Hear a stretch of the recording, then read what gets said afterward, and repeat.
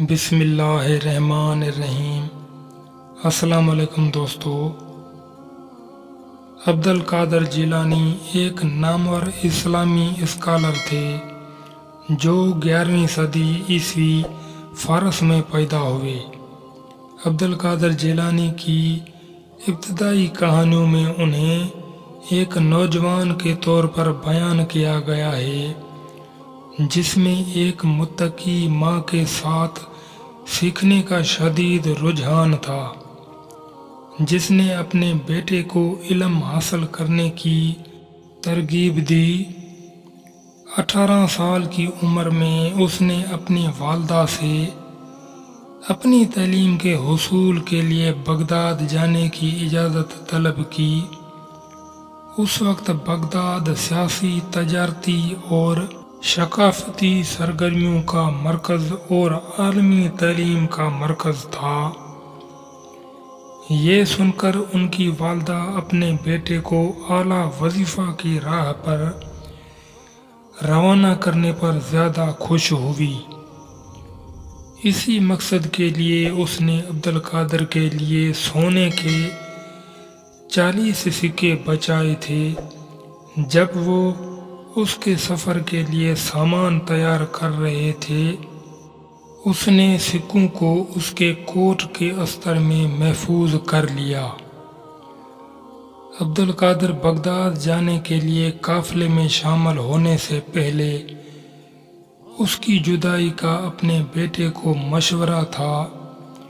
جب بھی بولو سچ بولو، یاد رکھیں نبی کریم صلی اللہ علیہ وآلہ وسلم نے فرمایا، سچائی نیکی کی طرف لے جاتی ہے اور نیکی جنت کی طرف لے جاتی ہے۔ اور قرآن ہمیں بتاتا ہے، اے ایمان والو، خدا سے ڈرو اور سچوں کے ساتھ رہو۔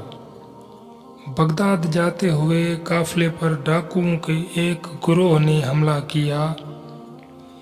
جیسے ہی ٹھگ مسافروں سے تمام قیمتی سامان نکالنے لگے، ایک ڈاکو عبد القادر کے سامان کی تلاشی لینے لگا۔ تلاشی لیتے ہوئے ڈاکو نے عبد القادر سے پوچھا، کیا تمہارے پاس کوئی قیمتی چیز ہے؟ عبد القادر اطمینان سے جواب دیا کہ جی ہاں ہے۔ یہ سن کر ڈاکو نے گھبرا کر مزید تلاشی کی، لیکن کچھ نہ ملا۔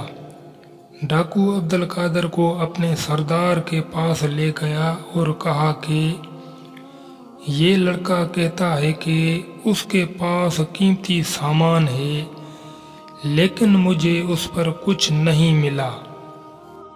ڈاکوؤں کے سردار نے عبد القادر سے پوچھا کہ کیا تم کوئی قیمتی سامان چھپا رہے ہو؟ عبد القادر پھر جواب دیا کہ جی ہاں۔ ڈاکو نے پوچھا، تم کیا چھپا رہے ہو؟ عبد القادر نے جواب دیا، 40 سونے کے سکے۔ مزید تلاشی لینے پر ڈاکو کو عبد القادر کے کوٹ کے استر میں چھپائے گئے سکے برآمد ہوئے۔ تمام افراتفری اور خوف و ہراس میں مبتلا مسافروں کے درمیان عبد القادر کا بے پردہ رویہ اور اس کے چھپانے والے قیمتی سامان کا اعتراف ڈاکو کو پریشان کر رہا تھا۔ ڈاکو اب اس لڑکے کے بارے میں مزید جاننے کا متجسس تھا جو ڈرتا نہیں اور سچ بولنے پر اصرار کرتا تھا۔ ڈاکو نے پوچھا، تمہارا نام کیا ہے اور کہاں سے آئے ہو؟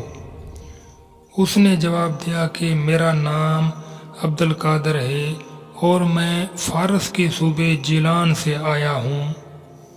ڈاکو نے پوچھا، آپ کہاں جا رہے ہیں؟ میں نے بولا، میں بغداد جا رہا ہوں۔ بغداد میں کیا کرنے کا ارادہ ہے؟ میں علم حاصل کرنے کے لیے بڑے سے بڑے علماء سے پڑھنا چاہتا ہوں۔ تم نے سچ کیوں نہیں چھپایا اور اپنے سونے کے سکے ہم سے محفوظ کیوں نہیں رکھے؟ عبد القادر نے اپنی والدہ کی نصیحت اور نبی کریم صلی اللہ علیہ وآلہ وسلم اور قرآن مجید کی ہدایت کے بارے میں بتایا کہ ہمیشہ سچ بولو۔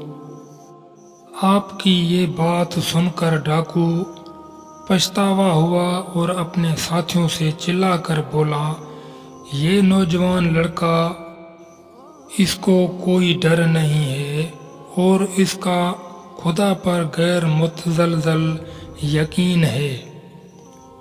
اس میں ہم جیسے لوگوں کے خلاف کھڑے ہونے کی ہمت ہے۔ در حقیقت اس کی ماں نے اسے سمجھداری سے سکھایا ہے اور وہ ایک مسلمان ہونے کی سچی مثال ہے۔ شرم سے سردار کے آنسو بہنے لگے۔ اس نے عبد القادر کو گلے لگایا اور معافی مانگی۔ عبد القادر نے جواب دیا، آپ کو صرف خدا سے دعا کرنے اور معافی اور رہنمائی مانگنے کی ضرورت ہے۔ انشاءاللہ آپ اپنے طریقے بدل لیں گے۔ یہ سن کر ڈاکوؤں کے سردار نے اپنے مریدوں سے کہا کہ مسافروں سے جو کچھ لیا گیا ہے وہ واپس کر دو۔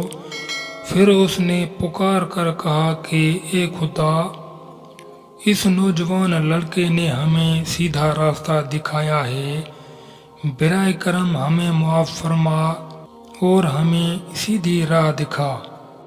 اس طرح سچائی کی ایک سادہ اخلاقی قدر جو ایک ماں کی طرف سے ایک نوجوان لڑکے کے لیے سوچی گئی تھی، اس نے ان کی زندگیوں کو بدلنے کے لیے ڈاکوؤں کے ایک گروہ کو متاثر کیا۔ عبد القادر جیلانی ایک عظیم عالم اور فقہ اسلامی کے استاد بن گئے۔